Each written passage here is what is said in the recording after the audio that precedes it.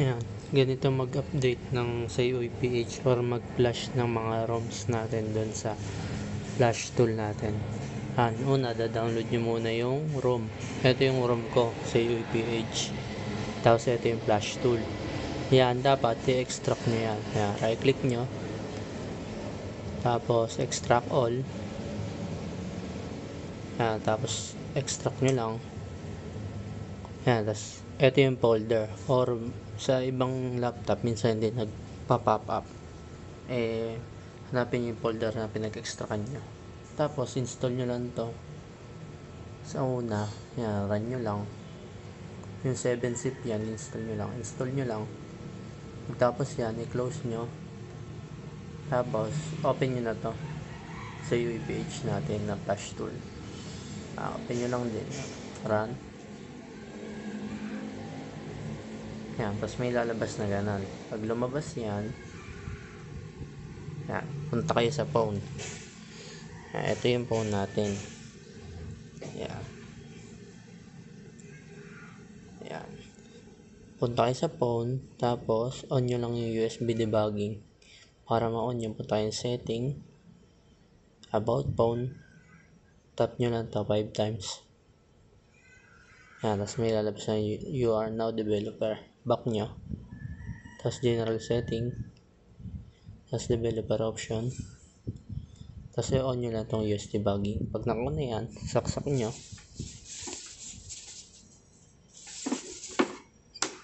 Saksak natin. Pag nakasaksak na yan, i-check device nyo. Yan.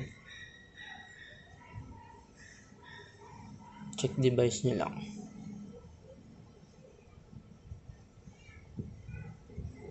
Yan, may nalabas na ganito sa phone kapag unang try. I-allow nyo lang yan. Tapos yan, check box nyo. Tapos i-allow nyo. Kalaw nyo, yan, may nalabas dito kung yung device ay register sa flash tool natin. Pag ni-register yan, kulay pula yan. Yan, tapos next nyo lang pag register and connected na kayo. Yan.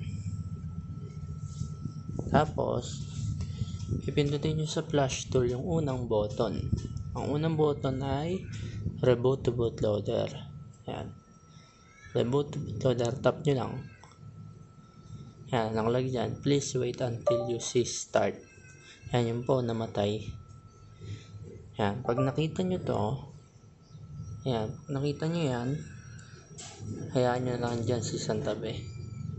Tapos, dito naman, sa install driver, kung naka-install nyo na yung driver, meron naman tayong YouTube tutorial dyan. Sundan nyo na lang. Tapos pag na-install nyo na yan, laktawan nyo na yan itong dalawang button na to, itong install driver at device manager. Pag nagawa nyo na yung dalawang yan doon sa kabilang video, pindutin nyo na agad itong add ROM. Yung add ROM, hanapin nyo kung nasan yung file or yung ROM na dinownload nyo. Kunwari, AOSP, si Hardroid, si UPH, hanapin nyo lang. Yung akin nasa desktop, nilabas ko na para madali. Yung iba naman nasa downloads lang. Malabas na yan dyan. Tapos ito na yung ROM natin. Kunwari, ito yung ROM natin, beta 3. Tap nyo lang yan. Ayan, nakalagay dyan, extracting. Antayin nyo lang matapos, may lalabas lang, everything is okay. Medyo matagal lang yan kasi malaki yung file na pinapasok doon sa flash tool. Ayan yung phone, hindi naman nakagalaw, nakasaksak pa rin yan. Hintay lang natin.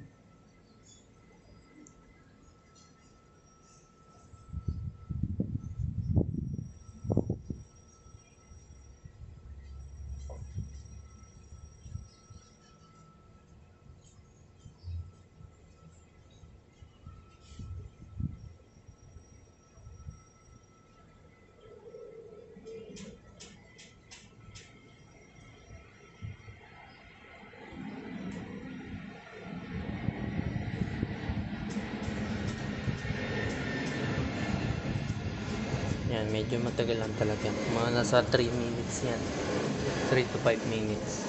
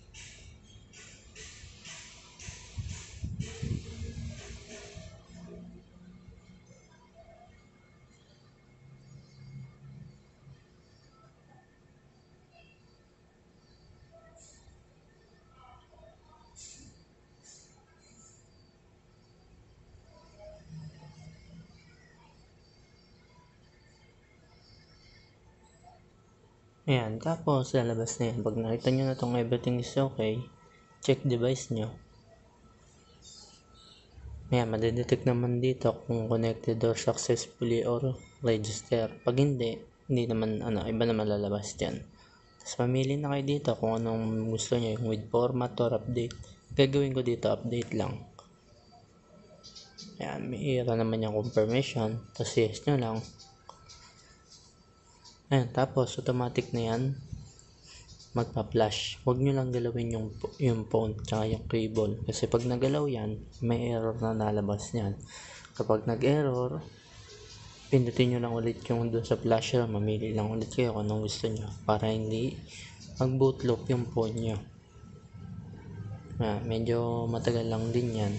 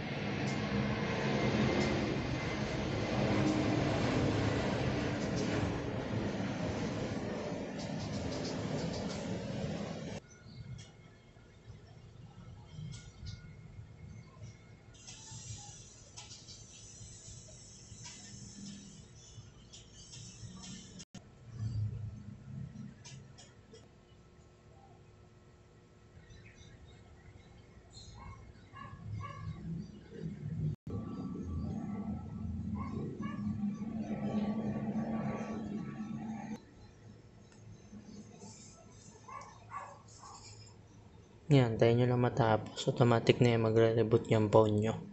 Ayan, tignan nyo na lang to. Ayun, nag-reboot na ako sa at may nalabas na rin dito. Ayan yung phone, nag-reboot ko sa.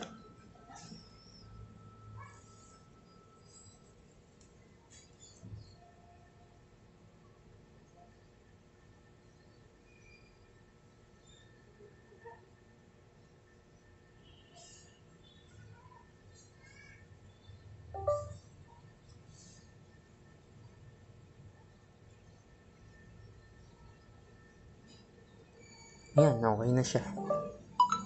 Updated na yan. Pwede nyo na rin tanggalin sa saksak, tapos X nyo na rin yung flash tool. Yan lang. Pwede nyo na rin i-off yung US debugging.